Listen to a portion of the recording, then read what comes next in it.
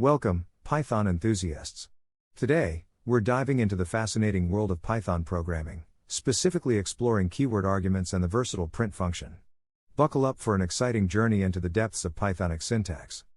1. Introduction to keyword arguments. Let's start by understanding what keyword arguments are. In Python, functions can be called with arguments in two ways: positional arguments and keyword arguments. Today, we'll focus on the latter. Code example 1. Basic function with keyword arguments. Python. Def greet name, message. Printf hello, name. Message. Hash calling the function with keyword arguments. Greet name equals Alice, message equals welcome to the Python world. In this example, the function greet takes two parameters, name and message. By using keyword arguments during the function call, we can explicitly specify which parameter each value corresponds to. This enhances code readability. 2. The power of default values. Keyword arguments become even more powerful when combined with default parameter values. Let's explore this concept. Code example 2. Function with default parameter values. Python.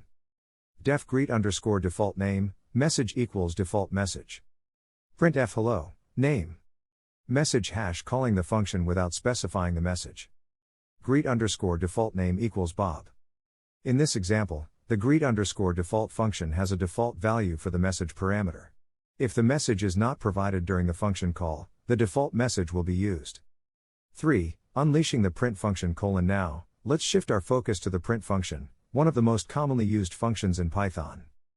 Code example 3, using print with keyword arguments. Python. Name equals Charlie. Age equals 25. Hash using the print function with keyword arguments. Print name, age. The print function supports keyword arguments, allowing us to format our output more efficiently. By specifying the names of variables, we can create clear and structured print statements.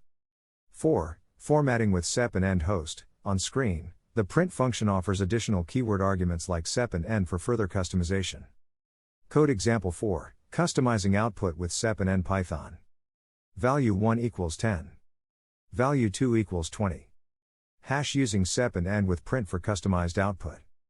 Print value 1, value 1, value 2, sep equals, end equals print end of the line.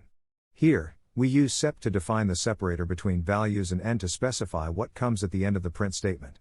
This flexibility is incredibly handy in various output scenarios. And there you have it, folks.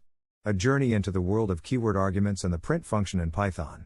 Mastering these concepts will undoubtedly enhance your coding experience. Keep coding, stay curious, and until next time, happy Python programming. If you found this video helpful, don't forget to like, subscribe, and hit the notification bell for more Python tutorials. Happy coding!